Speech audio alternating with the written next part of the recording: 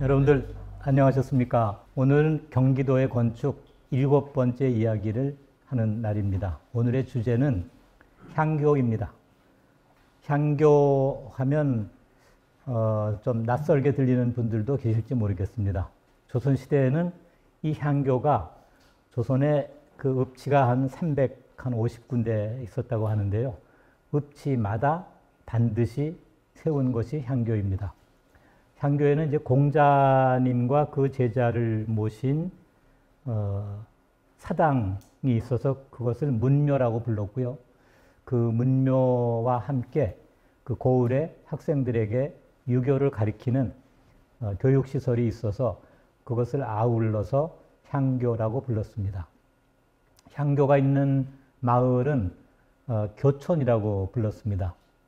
요즘은 교촌 하면은 뭐 먹을거리가 생각날지 모르겠습니다만은 조선시대에 각 고을마다 그런 교촌이 형성되고 교촌의 중심에 향교가 있었습니다. 그런데 이 향교는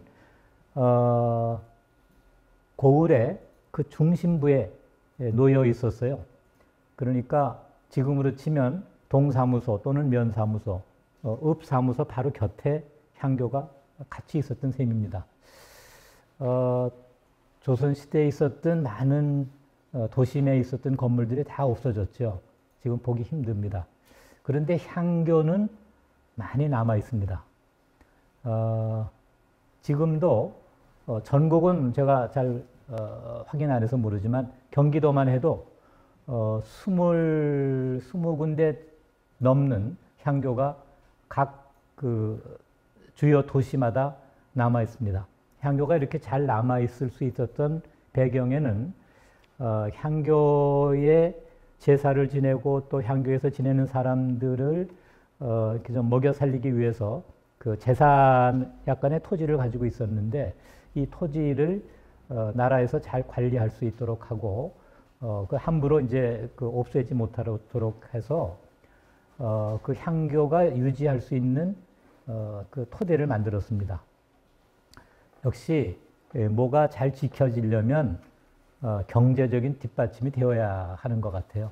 그 향교는 많이 있지 않습니까? 근데 이제 공자님 위패를 모신 사당이 그렇게 좀 시끄러운 환경이면은 좋지 않겠다. 그래서 이제 수목을 잘 관리했었어요. 배후림이라고 부르지요. 그런 수목도 지금 부분적으로 잘 남아 있습니다. 그래서 이제 이 도심의 아주 굉장히 삭막한 환경 속에 그래도 향교들이 잘 남아 있어서 그 향교 주변에 수목하고 어울려져서 좋은 환경을 가지고 있는 점도 향교에서 좀 생각해 둘 부분인 것 같습니다. 그런 경제적인 뒷받침에다가 또 이 향교를 유지 관리하기 위해서 많은 지역의 그 인사들이 힘을 합치고 노력을 해서 오늘날도 이렇게 많은 곳에 향교를 볼 수 있다고 생각됩니다. 향교는 또 그 주변에 나무를 많이 심고 잘 가꾸었어요. 보통 이제 제사 지내는 시설 뒤에다가 수목을 잘 관리했는데 왜냐하면 이제 좀 그 인가가 가까우면 좀 시끄러운 소음도 나고 뭐 그런 잡음이 많이 있지 않습니까? 근데 이제 공자님 위패를 모신 사당이 그렇게 좀 시끄러운 환경이면은 좋지 않겠다. 그래서 이제 수목을 잘 관리했었어요. 배후림이라고 부르지요. 그런 수목도 지금 부분적으로 잘 남아 있습니다. 그래서 이제 이 도심의 아주 굉장히 삭막한 환경 속에 그래도 향교들이 잘 남아 있어서 그 향교 주변에 수목하고 어울려져서 좋은 환경을 가지고 있는 점도 향교에서 좀 생각해 둘 부분인 것 같습니다. 이 향교라는 곳이요,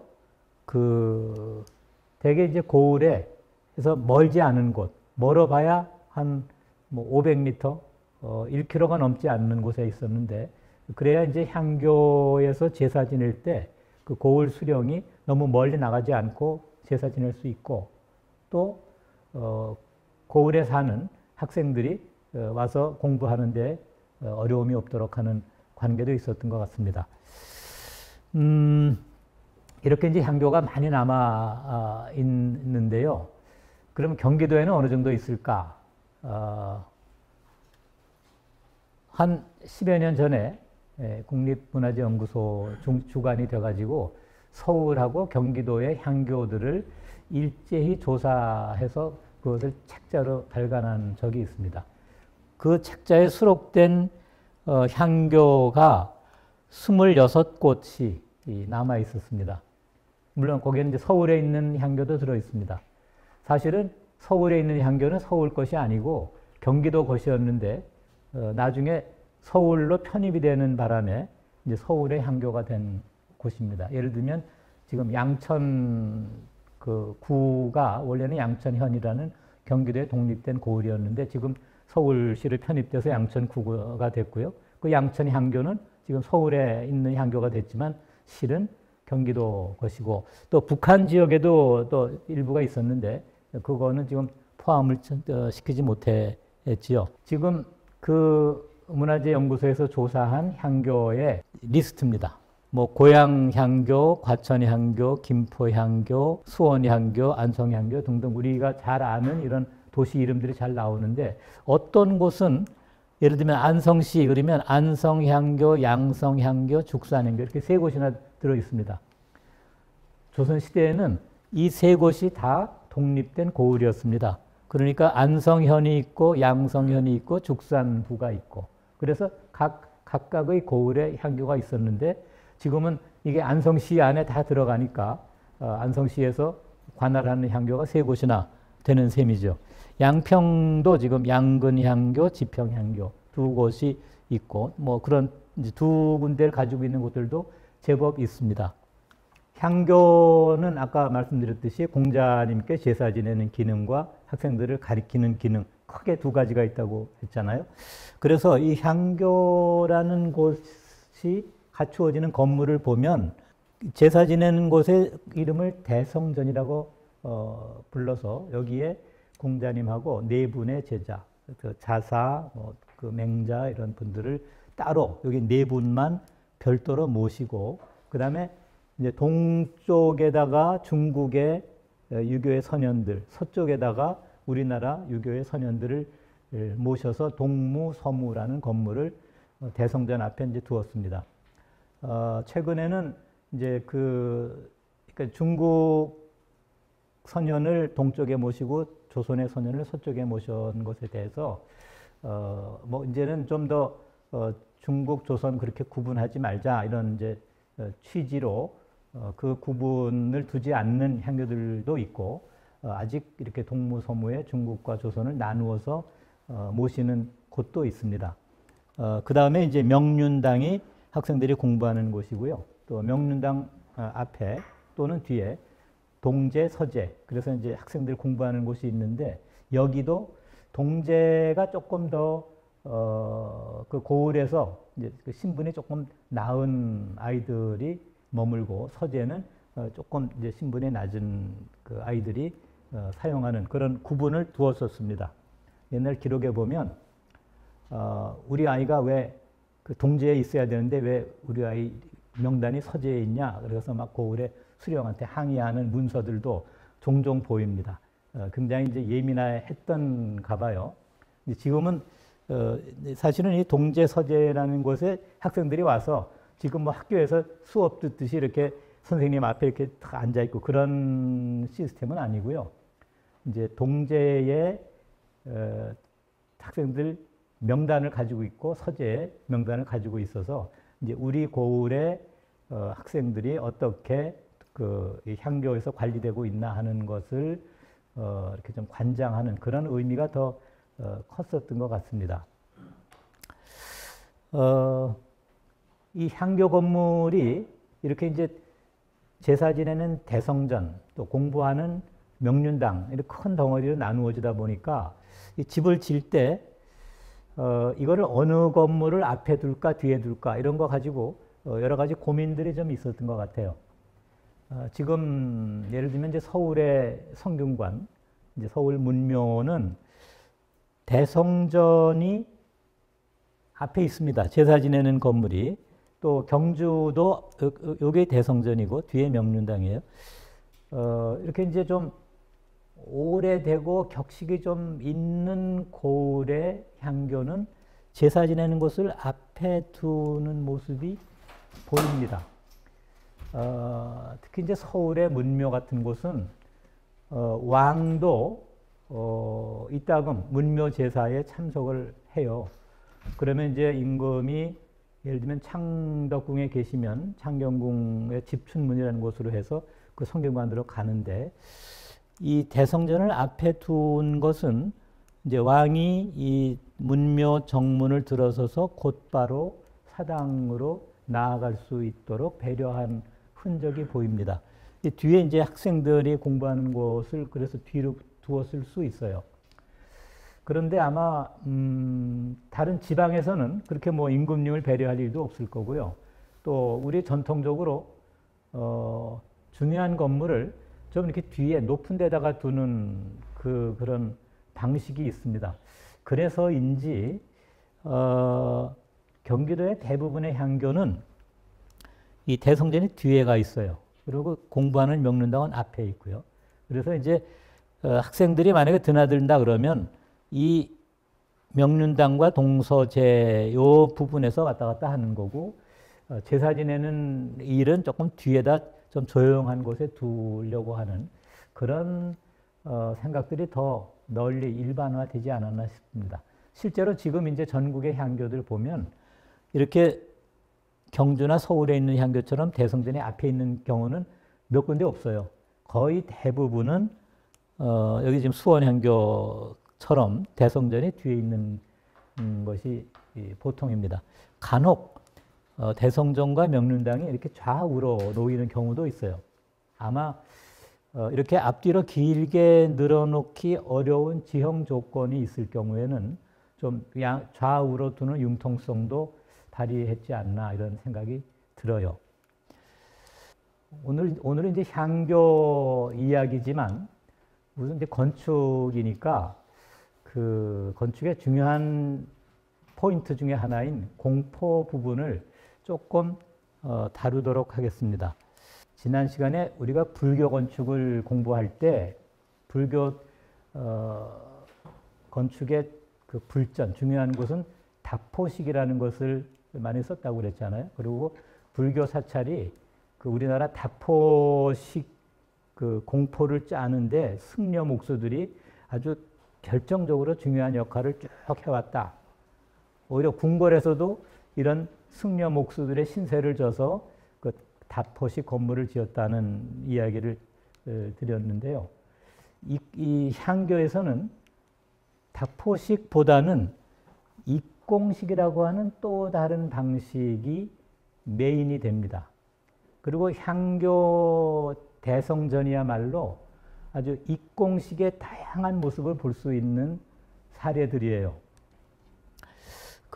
여기 서울 문묘 대성전, 여기는 다포식으로 되어 있습니다. 궁궐처럼.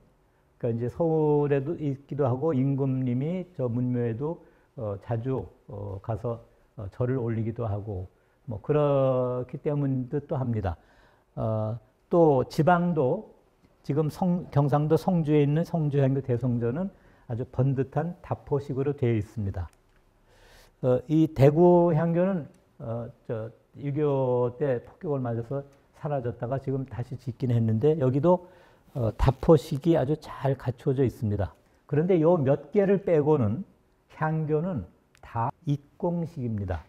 물론 여기 지금 강릉향교만 그 처음에 얘기했던 주심포라는 방식을 갖고 있는데 이것은 강릉향교 건물이 조선 초기에 지어졌기 때문에 아직 입공이라는 게 널리 보급되기 전이어서 이런 주심포식을 썼던 것 같아요.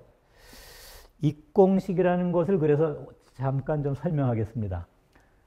저게 날개 입자 쓰고 이렇게 이제 만든다는 뜻의 공자를 붙인 것인데요. 제가 이제 전에 우리 중국하고 국교 수교가 되기 조금 전에 중국을 갈 기회가 있어서 중국에 가서 그 청와대학에 이런 고건축 하시는 선생님을 만나서 우리 입공 공포를 보여주고 중국에 혹시 이런 게 있습니까? 하고 물어봤더니 이 양반이 자기는 처음 본다 그래요.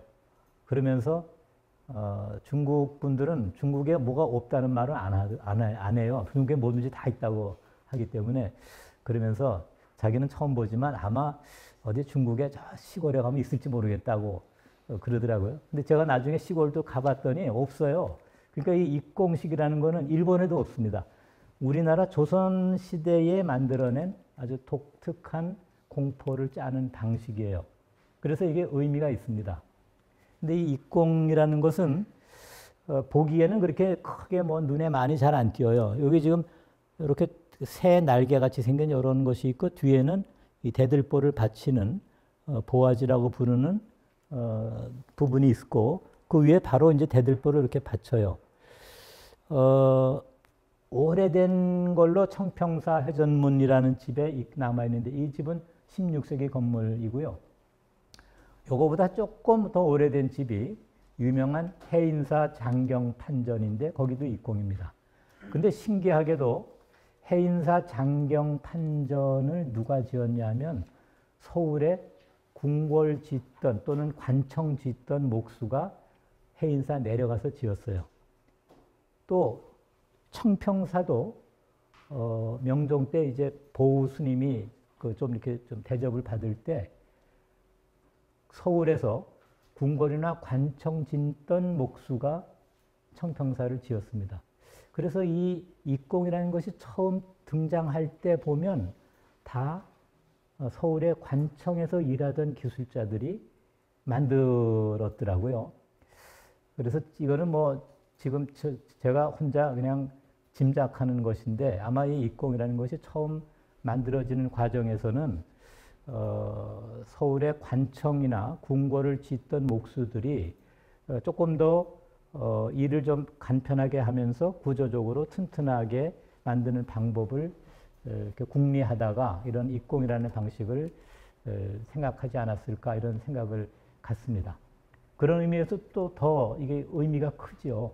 뭐 우리 목조 건축이 대개 중국에서 많이 받아들였지만 조선시대에 와서 또 조선에 맞는 새로운 방식을 만들었다고 볼 수도 있기 때문에요. 처음에는 이렇게 새 날개 같은 요걸 살미라고 부르잖아요. 요거가 하나만 이렇게 있었는데 이제 시간이 가면서 점점 좀 이렇게 꾸밈이 좀 복잡해집니다. 그래서 요 권원릉 정자각 보면 새 날개 같은 게 2개 있어요. 그래서 이제 하나 있는 걸 초입공, 둘이 있는 걸 이입공이라고 부르고요. 종묘정전은 요게 이제 인빈재란 끝나고 바로 다시 지은 것인데 여기는 요 새 날개 같은 게 2개 있고 그 다음에 여기 석가래를 이렇게 받치는 부분에 하나 더 이렇게 좀 뻗어 나온 게 있어요. 요거를 출목이라고 부릅니다. 이렇게 그래서 1출목, 2출목 그래서 이제 받치는 게 몇 개 나가는가에 따라서 이 석가래를 이제 이렇게 지지하는 기능이 더 커지는데 여기는 이제 이렇게 받치는 게 없잖아요. 근데 여기는 이렇게 이게 등장해요. 그래서 요거는 이런 걸 출목입공이라고 부르고 있습니다. 그러니까 점점 17세기에 들어오면 입공이 다양한 방식으로 좀 이렇게 기능적으로 또 구조적으로 발전하는 것을 볼 수 있습니다. 그런데 이제 이 향교야말로 그리고 특히 경기도에는 향교야말로 이런 다양한 입공들이 이렇게 잘 갖춰져 있는 곳입니다. 그러니까 멀리 갈 필요도 없이 경기도의 향교만 잘 다녀봐도 입공이 어떻게 변화되는구나 하는 걸 한눈에 알 수 있습니다. 여기 통진향교는 여기 초입공이에요. 여기 하나만 있잖아요. 교화향교, 파주에 여기는 2개가 있습니다. 또 이 안성향교는 종묘정전처럼 출목이 하나 이렇게 있는 출목입공이고 여기 이입공으로 되어 있습니다. 여기 구성향교, 구성은 지금 원래 용인에 고을이 있던 곳인데요. 구성향교에 있는 거는 이렇게 날개같이 되지 않고 끝에가 둥글둥글하게 되어 있어요. 저런 입공도 있습니다. 저거를 지금 몰입공 또는 물입공이라고 부르고 있는데 이런 입공이라는 것에 모든 사례를 경기도 향교에서 다 볼 수 있어요. 이제 우리 경기도에는 향교의 첫 번째 소개해 드릴 곳이 광주 향교입니다. 광주는 광주부. 그래서 조선 초기에는 경기도에서 서울 남쪽에 가장 중요한 고을이었습니다. 이게 군사적으로도 서울 남쪽을 지키는 의미가 있고 행정적으로도 서울 남쪽 광주가 이제 지금 저 송파 한강 아래는 전부 다 광주니까요. 굉장히 중요한 곳이었고 당연히 여기에 향교도 굉장히 격이 있는 잘 지은 건물이었습니다. 그런데 이제 남한산성이 생기면서 그 광주부가 남한산성 안으로 들어가잖아요. 향교는 안 갑니다. 향교는 그 산성 아래 원래 있던 지금 그 하남시 춘궁동 있는 그곳에 그냥 남아 있어요. 광주부가 산성 안으로 들어가서 다른 모든 기능이 산성 안에 갔는데 왜 향교는 안 따라갔을까? 뭐 기록들이 조금 있습니다. 어떤 기록에는 그 향교의 제일 높은 사람이 전교잖아요. 광주부 전교가 향교는 들어갈 수 없다. 그래서 몇 가지 이유를 들었는데 그 중에 이런 것도 있습니다. 향교에 이제 고을에 학생들이 이제 출입을 해야 되는데 만약에 이게 산성 안에 들어가 버리면 그 산성 밖에 사는 학생들이 산성을 오르락 내리락 할 수도 없고 또 산성의 성문은 저녁이 되면 문을 닫는데 향교에 있는 학생이 늦어지면 꼭 성 안에 갇혀버릴 수도 있고 실은 다른 지방 도시도 이렇게 이제 읍성이 있으면 향교는 꼭 읍성 밖에 둡니다. 이제 읍성의 문을 닫아버리면 향교에서 늦게 출입을 하는 학생들이 오도 가도 못하게 될 수 있잖아요. 그런 뭐 사정이 있었지 않았나 싶기도 해요. 아무튼 광주부의 모든 행정시설, 관청시설 가운데 유독 광주 향교만 산성에 안 들어가고 본래 산성 밖에 지금 뭐 그림이 조금 선명치 않습니다만 여기 이제 한강물이 있고요. 산성이 이렇게 있는데 향교는 여기 있습니다. 그래서 이제 산성의 북문에서 내려가면 그 향교로 나아갈 수 있죠. 여기도 뒤에 대성전이 있고 앞에 명륜당이 있는 경기도의 일반적인 배치 방식을 따르고 있습니다. 그런데 이 광주 향교에 정말 볼거리가 있어요. 그게 이제 아까 말씀드린 입공입니다. 광주 향교의 입공은 지금 사진이 조금 선명하지 않게 보이는데 완전히 꽃으로 둘러싸여 있습니다. 우선 이쪽 사진을 보면은 기둥 위에 이 안쪽에 지금 이 보화지라고 하는 것이 거의 이렇게 한 3단으로 올라가면서 전부 연꽃으로 채장되어 있고요. 바깥 부분도 출목이 한 2번 나가면서 끄트머리 살미 끝이 전부 꽃입니다. 이 사진이 조금 작으니까 여기 조금 큰 게 있는데 그리고 요 입공과 입공 사이에는 화반이라고 하는 받침이 놓이거든요. 이 화반도 여기 이제 그 초각으로 이렇게 된 여기 연꽃이 이쪽에 3개, 이쪽에 3개, 가운데 하나. 연꽃이 7개가 활짝 핀 모습으로 꾸며져 있습니다. 전국에 지금 향교가 뭐 굉장히 많이 남아 있습니다. 그리고 뭐 제가 전국의 향교를 다 둘러보진 못했지만 지방에도 종종 이렇게 장식이 많은 입공을 갖춘 향교가 있어요. 그런데 이 광주 향교처럼 이렇게 아주 꽃이 만발한 곳은 저는 아직 못 봤습니다. 그 전라도 순천 향교가 우리 광주 향교랑 비슷하게 이렇게 이제 출목이 이 출목이 되고 이 입공으로 아주 꾸밈이 화려한데 이렇게 꽃 장식은 거기는 없더라고요. 그러니까 그 이 광주 향교 대성전의 입공은 이제 입공이 처음에 이제 요 날개 같은 거 하나 있다가 2개 있다가 또 출목이 생기고 막 이런 이제 변천 과정 중에 거의 마지막 하이라이트 같은 곳이에요. 누가 이걸 만들었을까 궁금한데 그거는 뭐 지금 잘 알 수가 없습니다. 또 사실 여기 이제 꽃들이 다 연꽃이에요. 이제 공자님이 안에 계신데 공자님이 그 위패가 이렇게 있는 곳에 저렇게 바깥에 연꽃이 만발하도록 해도 괜찮을까 이런 좀 걱정이 들 정도입니다. 그런데 아마 이제 이 광주향교가 지금 저 모습의 입공을 갖춘 것은 한 19세기쯤 돼서 집을 여러 차례 이제 고치고 고치면서 나타난 것으로 보이는데 좀 더 이런 장식이 어떤 과정에서 어떻게 만들어졌는지 좀 우리가 관심 갖고 좀 공부해 볼 숙제인 것 같습니다. 진이라는 데는 지금 평택에 속해 있는 뭐 작은 읍 정도이지만 조선시대에는 독립된 진이현이었고요.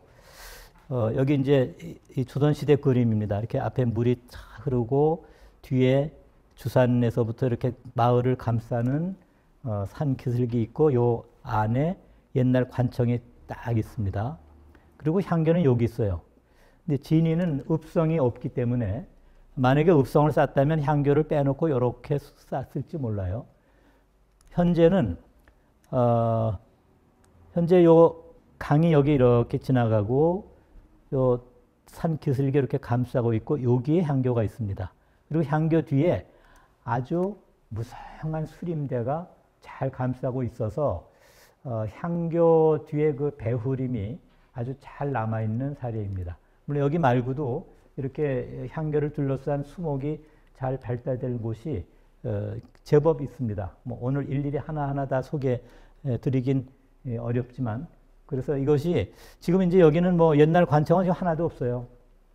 뭐 여기 공장도 생기고 전부 현대식 건물이 들어섰지만 요 진이 향교를 보면 여기가 조선시대에 이렇게 아주 그 옛날 모습의 관청들이 있었고 또 한쪽에 이렇게 향교가 잘 갖춰져 있었구나 하는 것을 볼 수 있는 좋은 사례입니다. 이번 강의에서 제가 이 경기도 지평 얘기를 몇 차례 했습니다. 왜냐하면 이 지평 출신의 문경생이라는 목수가 17세기에 서울에 올라가서 궁궐 건물을 거의 뭐 한 20년 동안 그 맹활약을 했던 곳이어서 제가 좀 관심을 갖고 있는 곳인데 이 지평의 향교도 건물이 아주 격식이 잘 남아 있습니다.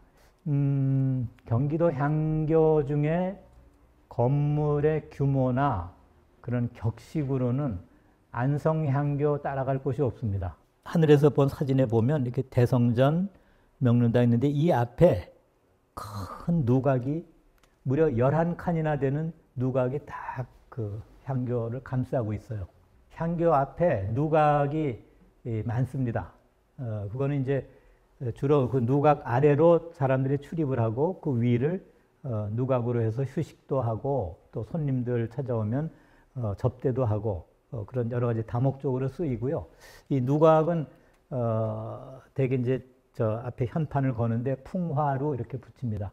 바람 풍자에 바뀔 화자를 쓰는데 뜻은 이제 유교의 가르침을 통해서 백성들을 좀 변화시킨다 이런 뜻이래요. 근데 이 풍화루라는 집이 보통은 3칸이에요. 뭐 우리나라 또 건물이 주로 이제 한 3칸 정도를 많이 짓기 때문에 그런데 여기는 11칸이나 돼요. 도대체 저 11칸이나 되는 긴 건물에 저 풍화루에서 무슨 일을 했을까? 또 왜 저렇게 긴 풍화루가 필요했을까? 아주 궁금한데 아직 잘 아주 딱 부러지게 설명할 만한 답이 좀 없어요. 그런데 이 안성향교 대성전은 안성은 현인데도 대성전이 5칸이에요. 보통은 대성전은 3칸으로 꾸밉니다.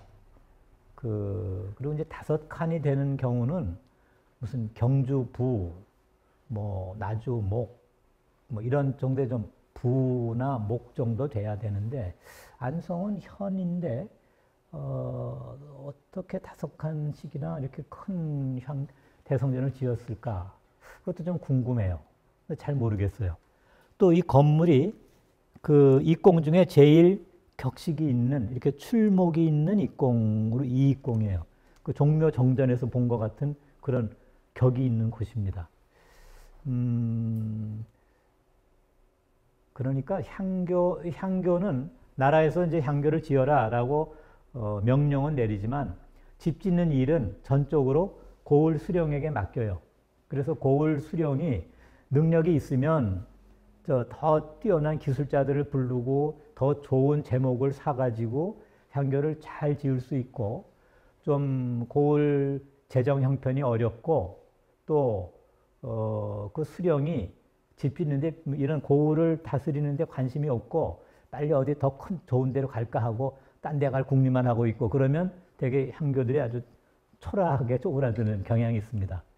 그러니까 안성 향교는 아마 이 향교를 지었을 때의 현감이 누군지는 지금 제가 미처 확인을 못했지만 굉장한 의욕을 갖고 우리 고장의 향교를 아주 반듯하게 지어보자 이런 의지가 있었던 것 같고요. 근데 고을 수령의 의지만 있다고 집이 되는 게 아니잖아요. 돈이 있어야 자재도 구하고 기술자도 구할 텐데, 지금 이 안성 향교 건물은 17세기에 대성전이 지어진 거로 보고 있습니다. 근데 아마 17세기에 안성이 제법 경제적으로 좀 윤택하지 않았나 싶어요. 이제 그 17세기부터 이제 대동법이 조금씩 이제 확산되고 물자 유통이 많아지는데, 이 안성이라는 데가 남쪽에서부터 서울로 올라가는 좀 그 길목 중에 하나였잖아요. 그런 저런 이유로 재정 형편도 좀 나아지고 또 고을 수령의 그런 의지도 있고, 그래서 이런 아주 멋들어진 향교를 지을 수 있지 않았나 싶은데, 이 대성전 건물에 가면은 대들보가, 여기 큰 대들보가 하나 있고 중간에 대들보가 또 하나 있고 위에 대들보가 또 있어요. 대들보가 3중으로 3층으로 되어 있습니다. 이런 건물도 잘 없어요. 불교 사찰에 불전 중에 아주 불전을 좀 크고 반듯하게 지으려고 할 때 17세기에 이런 3중으로 대보를 쓴 건물들이 보이는데, 이 안성향교가 같은 17세기에 이 대성전을 지면서 대들보를 3중으로 썼어요. 아마 그 안성 지역에 어느 스님 목수가 하지 않았나 싶어요. 이게 절에 있는 이 3중 대들보랑 아주 방식이 비슷합니다. 그러니까 아마 이 시기에 그 고을 수령이 그 주변에서 제일 솜씨 좋다고 알려진 승려 목수를 부르고, 또 자재도 아주 반듯하고 좋은 자재를 돈을 넉넉히 주고 막 구해서 이런 아주 번듯한 그 대들보를 3중으로 건 집을 만들지 않았나 싶어요. 더 좀 이제 연구해 봐야 할 숙제거리입니다. 그 다음에 이제 이 풍화루, 11칸 풍화루가 있는 겁니다. 그러니까 이렇게 긴 누각을 짓는다는 것은 그냥 모양만 내기 위해서 집을 짓는 법은 없으니까 저렇게 11칸씩 되는 건물이 필요했다는 그 배경이 있는 것인데, 그 안성향교에서 어떤 저 풍화루에서 행사가 있었는지, 저 누각을 어떤 용도로 썼는지 그것도 공부할 거리입니다. 근데 이렇게 이제 향교가 입공도 재미있고 이런 안성향교처럼 그 건물 모습도 아주 흥미로운 부분이 많은데 공부가 지금 못 따라가고 있어요. 이렇게 그 연구자들이 좀 부족해가지고 또 관심도 좀 다른 데로 많이 흐트러져서, 그래서 이제 우리 경기도에 있는 향교를 우리 이제 경기도에 좀 눈 밝은 사람들이 다 관심 갖고 좀 공부해야 될 숙제가 우리 앞에 놓여 있는 것 같아요. 수원향교는 지금 요 팔달산 저 남쪽에 지금 잘 남아 있죠. 수원이라는 곳이 잘 알다시피 정조 임금이 붙인 사도세자 묘소를 이 옛 수원고을로 옮기면서 수원고을에 지금 팔달산 이 밑으로 왔잖아요. 그때 이제 향교도 그 옛날 수원고을에 있던 향교 건물을 다 뜯어가지고 그걸 이제 달구지에다 다 목재를 다 실어가지고 이 팔달산 아래로 끌고 와서 다른 건물보다 아주 앞서서 향교를 세웠습니다. 팔달산 그 남쪽에요. 그때는 향교 대성전을 수원은 도호부였는데 하여간 3칸짜리로 지었어요. 그렇게 뭐 수원 도호부가 아주 넉넉한 고을이 아니었기 때문일 것 같기도 해요. 그러고 나서 이제 정조 임금이 수원에 내려옵니다. 1795년에 을면원에 어머니 해경궁 홍씨 회감년을 여는데 정조가 이제 수원에 와가지고 제일 먼저 향교에 가서 공자님에게 절을 올리러 갔어요. 갔는데 이 향교가 영 좀 볼품이 없는 거예요. 그 이제 수원 도호부 시절에 겨우겨우 지어가지고 그걸 또 다 뜯어서 팔달산 아래 옮겨 놨으니까 건물이 뭐 좀 부실하게 보였겠죠. 정조 임금이 그 절을 올리고 난 다음에 수원 부사에게 대성전만이라도 좀 고쳐라. 좀 이 수원부의 좀 격에 맞게 좀 다시 짓도록 해라. 이렇게 이제 명을 내립니다. 그래서 한 1년 걸려서 이제 이 대성전이 하고 동무서무가 고쳐집니다. 여기 왼쪽에 있는 그림은 그 해경궁 잔치를 열었을 때의 그림인데, 그림에 이제 이 향교에서 그 정조 임금이 절을 올리는 의식을 그림으로 묘사한 것인데요. 여기에는 향교 대성전이 3칸으로 되어 있어요. 뭐 지붕은 뭐 워낙 그림만 가지고는 알 수 없지만, 그런데 지금 이제 그 이듬해 다시 지은 이 향교 대성전은 5칸 건물이 됩니다. 그러니까 이제 정조 임금이 다시 지어라라고 한 후에 3칸짜리 향교를 5칸으로 번듯하게 고쳐 지은 겁니다. 근데 이때 마침 이제 화성 축성을 하느라고 서울에서 뭐 아주 1급 목수들이 다 내려와서 작업을 하고 있었어요. 또 화성 축성하느라고 뭐 여러 군데에서 이제 목재랑 뭐 다 자재를 가지고 왔잖아요. 이 지금 보는 이 대성전을 다시 짓는 데에 화성 축성하느라고 와 있던, 특히 행궁 낭남헌을 짓는 총책임자 목수가, 그 사람이 정복룡이라는 사람인데 이 양반이 이 대성전을 짓습니다. 그러니까 이 수원향교 대성전은 다른 고을에 그냥 지방 수준에서 겨우겨우 진 거하고는 수준이 다른 거예요. 서울에서 궁궐 짓던 사람 목수가 내려와서 낭남헌 지면서 대성전을 같이 지었으니까 뭐 거의 궁궐급이에요. 지금 이 대성전을 보면, 근데 이때는 대들보가 3중이 아니고 그냥 대들보, 종보 2중으로 됩니다. 이제 이 시가 이미 18세기 말이 되니까 이제는 3중보는 잘 안 썼던 것 같아요. 그 대들보는 그런데 요 건물 하나하나가 그 아주 격식을 갖춘 집입니다. 그리고 여기에 이제 또 하나 아주 눈여겨볼 부분이 있는데요. 바로 이 바닥이에요. 여기 바닥, 지금 향교 대성전 바닥이 이렇게 벽돌처럼 생겼잖아요. 전돌이라고 부르는 거로 깔려 있습니다. 지금 우리 조선시대에 지었던 향교 대성전 중에 바닥에 저렇게 전돌이 깔린 곳이 한 10군데도 안 돼요. 서울의 문묘 대성전이 그렇고, 성주 향교 대성전이 그래요. 그리고 아마 안동 향교 대성전도 그런 것 같아요. 근데 이제 안동 향교와 관련한 기록이 이제 안동읍지의 영가지라는 책이 있는데 그 책에 이런 부분이 있더라고요. 한번 이제 안동 향교 대성전을 이제 고쳤는데 그때 뭐 전돌 구하기가 좀 어려웠는지 마루로 깔았대요. 대성전 바닥을. 근데 그걸 보고 그 다음 전교 되시는 분이 향교 대성전에 마루를 까는 건 예에 어긋난다. 전돌을 구해서 전돌로 깔자. 그래가지고 고쳤다는 기록이 있어요. 보통 이제 사당 건물에 지금 예를 들면 이제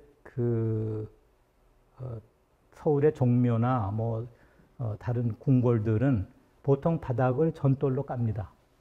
전돌을 깔고 신발을 신고 들어가서 탁자에 있는 위패에 절을 올려요. 그런데 이런 향교 또 뭐 서원의 사당 뭐 거의 한 90% 이상은 다 지금 마루로 되어 있어요. 우선 전돌은 이게 구하기가 어려워요. 지금은 뭐 쉽게 전돌 이렇게 해야지만 옛날에 그걸 구우려면 가마가 있어야 되고 그건 이제 기와 굽는 가마 가지고 안 돼요. 전돌은 두께가 거의 10cm 넘거든요. 기와는 뭐 한 2, 3cm밖에 안 되는데 이 10cm 넘는 이 전돌을 구우려면 이 가마가 훨씬 더 높은 열에서 구워내야 되는데 굽기가 쉽지 않아요. 어디 파는 데도 없어. 그러니까 이제 전돌이 깨지고 망가지면 그 다음에 마루로 고치는 겁니다. 또 이제 마루는 우리 일상생활에 워낙 그게 편안하고 뭐 들어 누울 수도 있고 또 뭐 어디 망가지면 또 나무구에다가 바로 수리도 쉽잖아요. 그래서 점점 마루로 바뀝니다. 사당 바닥이. 지금 경기도에 있는 향교 대성전에 거의 다 마루예요. 전돌 남은 곳이 없습니다. 그런데 수원 향교 여기에 전돌이 딱 있어요. 그러니까 이 수원 향교 바닥 전돌이 이게 보통 것이 아니지요. 지방에서 지금 이 성주 향교에 이렇게 지금 이 집은 여기 다포로도 돼 있고 바닥이 이렇게 전돌로 딱 깔려 있는데 저 전돌로 된 사당에 들어가면 뭔가 좀 분위기가 쌩해요. 이제 우리 한국 사람은 역시 그냥 이 마룻바닥이 좋은 것 같아요. 친근감이 훨씬 가요. 신발 벗고 올라가서 또 이렇게 절하면 또 좀 깔끔한 것도 있고. 그런데 아마 조선시대 사람들은 예에 어긋난다는 생각을 가지었던 것 같아요. 다만 전돌을 깔 수 있는 여력이 못 돼서 점점 마루로 바뀌었던 것 같고요. 그런 점에서는 이제 수원 향교 대성전이 이게 예사롭지가 않구나 하는 걸 생각할 수 있습니다. 그 다음에 아까 얘기했듯이 정복룡이라는 양반이 이 낭남헌도 이 사람이 짓고 수원 향교 대성전도 이 양반이 짓고. 그래서 제가 이제 그럼 두 집이 뭔가 어디 좀 닮은 데가 있나 하고 이제 좀 유심히 봤는데 뭐 잘 모르겠더라고요.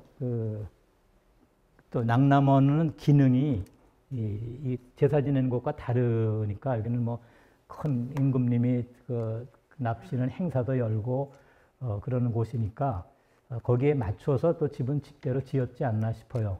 그러나 어쨌든 이 두 건물이 같은 궁궐에서 활동하던 목수가 지었다는 것도 좀 기억해 둘 필요가 있겠다 싶습니다. 그래서 오늘 이제 뭐 짧은 시간이지만 경기도에 뭐 20가 넘는 이 향교들 다 하나하나 뭐 짚어갈 수는 없고 그래도 그 중에 우리가 좀 꼭 좀 기억해 둘 만한 곳 한 3곳을 소개해 드렸습니다. 오늘 향교 이야기는 이것으로 마치겠습니다. 고맙습니다.